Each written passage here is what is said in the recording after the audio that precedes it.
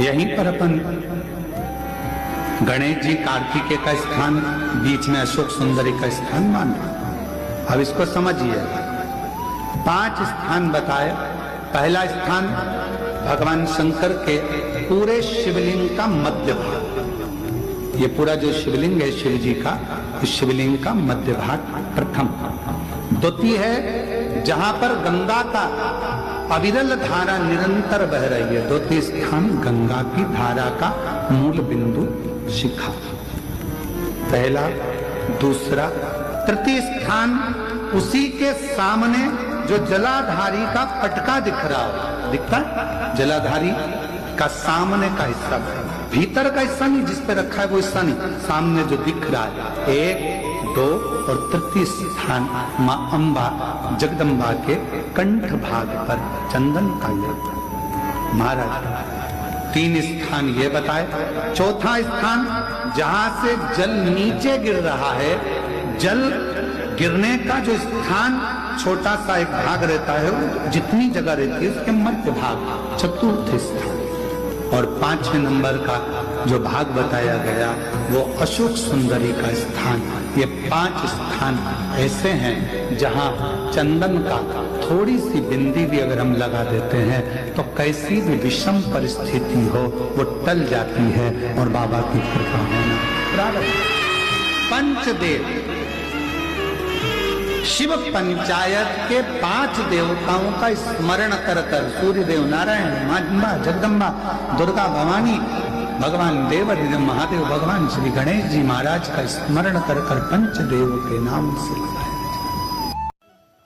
कई कई माताएं तो ऐसी भी होती हैं भाई, पत्र लिखती हैं, कहे गुरु जी हमारे घर में अभी इनकी तबीयत ठीक हुई, फिर ससुर की तबीयत खराब हो गई, देवर का हो गया, देवरानी का हो गया, सास की हो गई, मेरी हो गई, बच्चे बीमार पड़ रहे हैं, कहीं कोई बीमार पड़ रहा है, कोई बीमार पड़ रहा, एक ना एक घर में बीमार पड़ते ही रह रहे हैं, कोई ठीक रह ही नहीं पा रहा। गुरुदेव हमारे घर में कोई दोष हो गया क्या, या हमारे पूजन के कक्ष में कोई तकलीफ हो गई, या हमारे घर में पितृदोष हो गया, वास्तु दोष हो गया, काल सर्प दोष हो गया।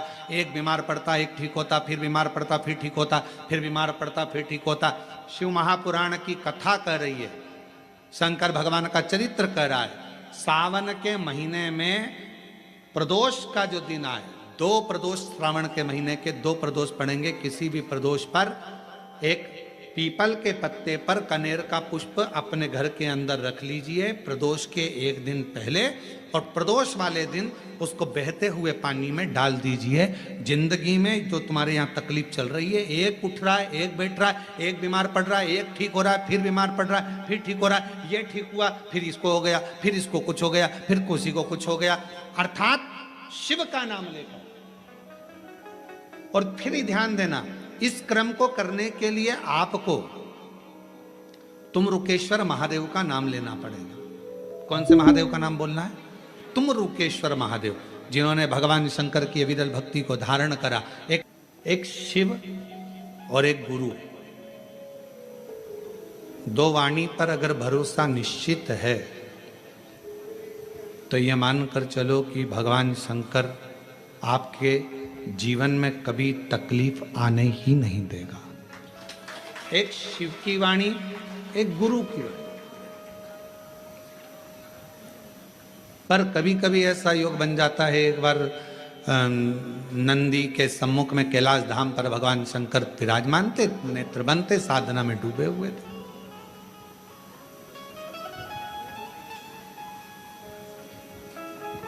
अब कौन क्या कर रहा है देखो, दवाइयों को पढ़ने वाला डॉक्टर कहलाता है और तन्हाइयों को पढ़ने वाला देवाधिदेव महादेव कहलाता है। जो दवाइयां पढ़ ले वो डॉक्टर है, दवाई पढ़ लेगा डॉक्टर, दवाइयां अपने हिसाब से दे देगा डॉक्टर, पर तुम्हारी भीतर की जो तन्हाई है, तुम्हारे भीतर का जो दर्द है, तुम्हारे भीतर की जो तकलीफें हैं, दुख है, कष्ट है, किससे कहो। प्रसंग बड़ा सुंदर आता है, शिव गुरु की वाणी का प्रसंग। मेरे भगवान ओघड़दानी बैठे हुए थे कैलाश पर, थोड़ा असुरों का आगमन हुआ। अब नंदी समझ नहीं पाए कि ये असुर क्यों आए।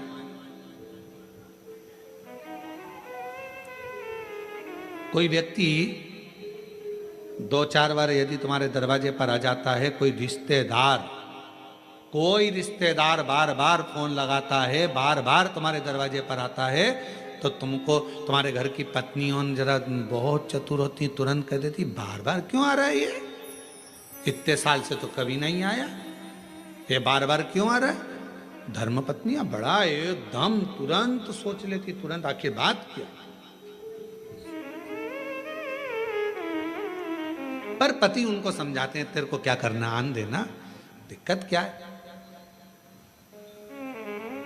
मुझे सब मालूम है, कर्जे में हो गया होगा इसलिए तुमसे लेने आ रहा होगा, इतने दिन से तो तुम्हारी याद नहीं आई, इतने दिन से तो कभी याद नहीं किया, इतने दिन से तकलीफ में कभी, अपन तकलीफ में तो कभी नहीं आया।